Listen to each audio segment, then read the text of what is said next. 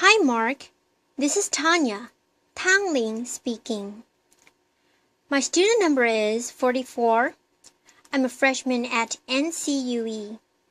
Today, I'm going to read a speech given by Elise Roy. This speech is called, "When we design for disability, we all benefit." I'll never forget the sound of laughing with my friends. I'll never forget the sound of my mother's voice right before I fell asleep. And I'll never forget the comforting sound of water trickling down a stream. Imagine my fear, pure fear, when, at the age of 10, I was told I was going to lose my hearing. And over the next 5 years, it progressed until I was classified as profoundly deaf. But I believe that losing my hearing was one of the greatest gifts I've ever received. You see, I get to experience the world in a unique way. And I believe that these unique experiences that people with disabilities have is what's going to help us make and design a better world for everyone, both for people with and without disabilities. I used to be a disability rights lawyer, and I spent a lot of my time focused on enforcing the law, ensuring that accommodations were made. And then I had to quickly learn international policy because I was asked to work on the UN Convention that protects people with disabilities. As the leader of the NGO there, I spent most of my energy trying to convince people about the capabilities of people with disabilities. But somewhere along the way, and after many career transitions that my parents weren't so happy about, laughter, I stumbled upon a solution that I believe may be an even more powerful tool to solve some of the world's greatest problems, disability or not. And that tool is called design thinking. Design thinking is a process for innovation and problem solving. There are 5 steps. The first is defining the problem and understanding its constraints. The second is observing people in real-life situations and empathizing with them. Third, throwing out hundreds of ideas, the more the better, the wilder the better. Fourth, prototyping, gathering whatever you can find to mimic your solution, to test it, and to refine it.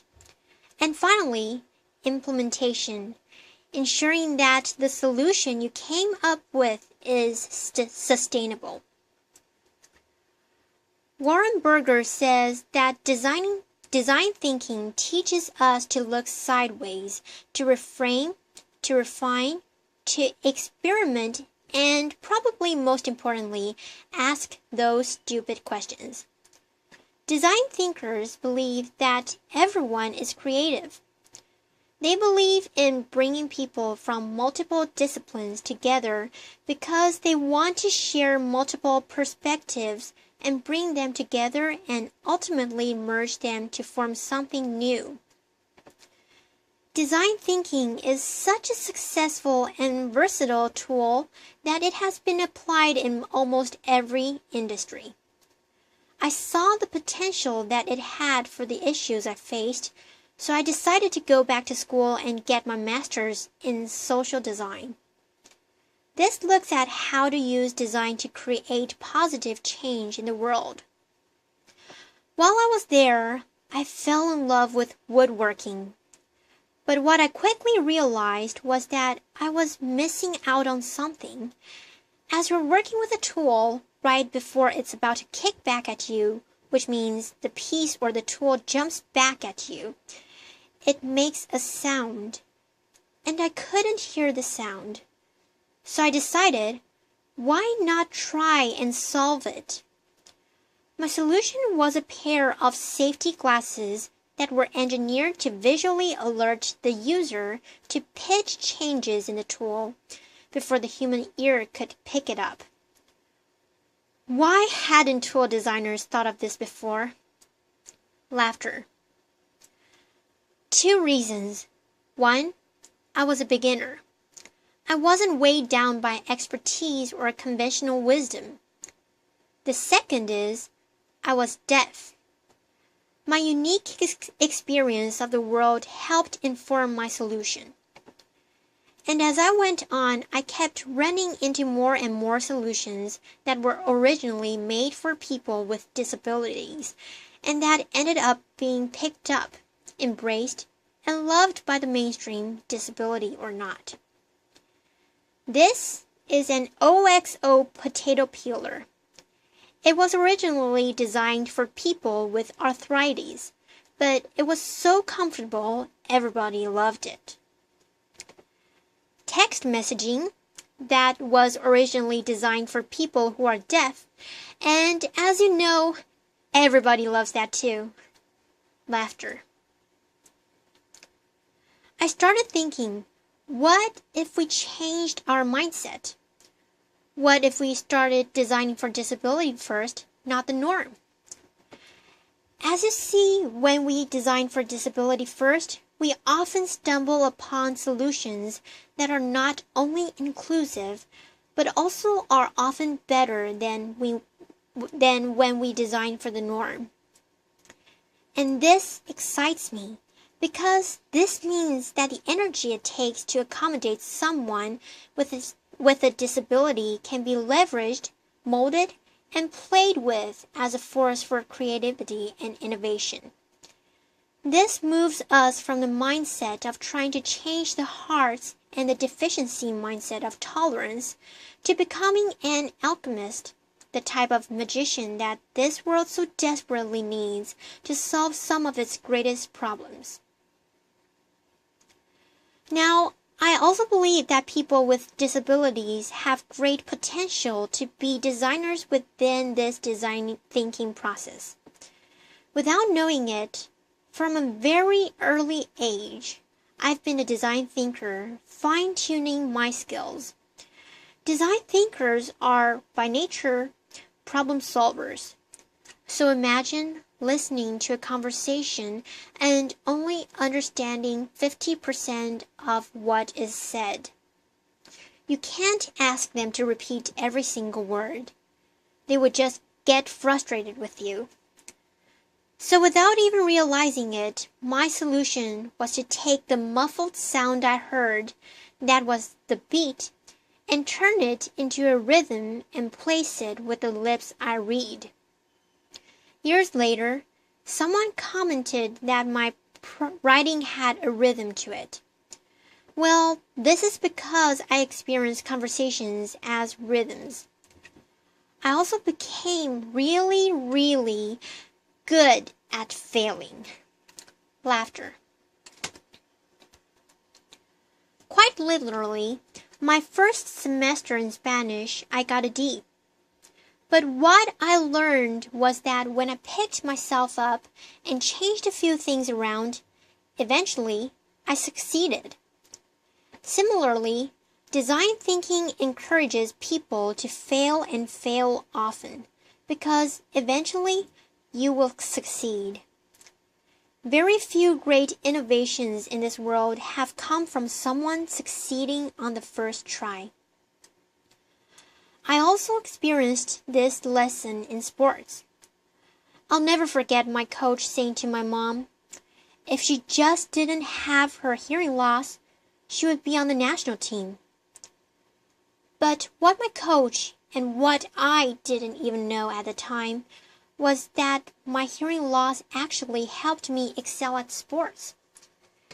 You see, when you lose your hearing, not only do you adapt your behavior, but you also adapt your physical senses. One example of this is that my visual attention span increased. Imagine a soccer player coming down the left flank. Imagine being goalkeeper like I was, and the ball was coming down the left flank. A person with normal hearing would have the visual perspective of this.